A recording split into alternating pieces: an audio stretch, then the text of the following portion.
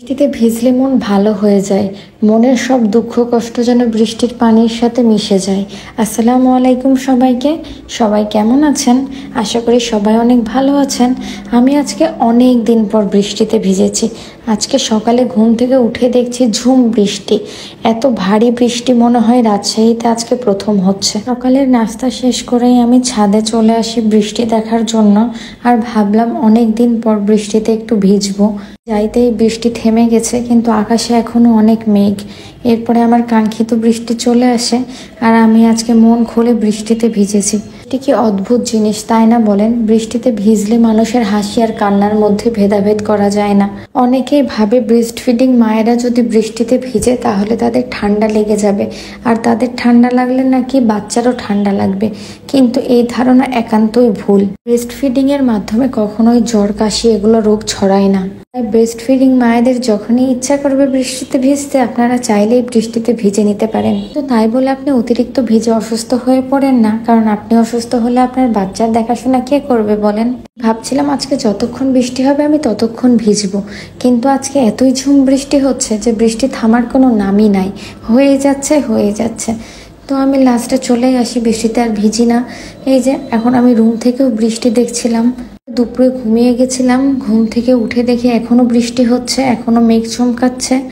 তো আমি চা বানিয়ে নিলাম। এমনিতেই রেগুলার 2 বেলা চা খাই, সকালে আর সন্ধ্যায়। আর যদি বৃষ্টি মুখর দিন হয় তাহলে 2 বেলা কি 3-4 বেলাও আমি চা খাইতে পারি। যাই হোক, আমি চা রেডি করে নিয়েছিলাম। আমার অনেকগুলো কাজ পেন্ডিং পড়ে আছে, শুক্রবারের আশায় এই কাজগুলো জানি থেকেই যায়। এখন আমি চা খেতে খেতে কিছু কাজ করে নিব। কাজ শুরু করার আগে মুখে আমি একটু ফেস প্যাক লাগিয়ে নিচ্ছিলাম, আর এটা লাগানোর পরে আমি কাজ শুরু করব। তাহলে এটা শুকিয়েও যাবে, আমার কাজও শেষ হয়ে যাবে। তো আমি এখন এই তো আমার কাবারটা একটু গুছিয়ে নিব, যেহেতু প্রতিদিন কাবার থেকে কাপড় বের করতে করতে এটা গুছানো হয় না, আরও অগোছালো হয়ে যায়। আর এই বাসায় আসার পরে ঠিকমতো গোছানো হয়নি, ব্যাগে এখনও অনেক জিনিস থেকে গেছে যেগুলো আমি বেরই করিনি।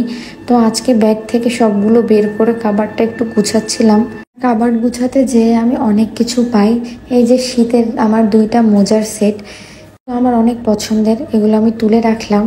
এরপরে বাবুর কিছু কাপড় এই সাইডে ছিল, এগুলো গুছিয়ে নিব। এখানে বাবুর অনেকগুলো কাঁথা ছিল, ছোটতে অনেক বেশি লাগতো কিন্তু এখন কমে গেছে, এখন বেশি ব্যবহার করি না, তাই এগুলো আমি তুলে রেখে দিয়েছি। বাবুর কাঁথাগুলো আমি কিছু কিছু অনলাইন থেকে নিয়েছিলাম, আর কিছু কিছু আমার নানি আমার মামি এরা বানিয়ে দিয়েছিল। এই যে এটা ছিল অনলাইন থেকে নেওয়া কাঁথা। অনলাইনেও যে এত ভালো কাঁথা পাবো ভেবেছিলাম না। আর এই যে এটা আমার মামি বানিয়ে দিয়েছিল। সবগুলো আমি গুছিয়ে এক সাইডে রেখে দিচ্ছিলাম। এই পুরো কাবার্ড জুড়ে আমার কাপড় থাকতো, আর এখন আমার কাপড়ের থেকেও আয়েজের কাপড় বেশি। আজকের জন্য এইটুকুই। আল্লাহ হাফিজ সবাইকে।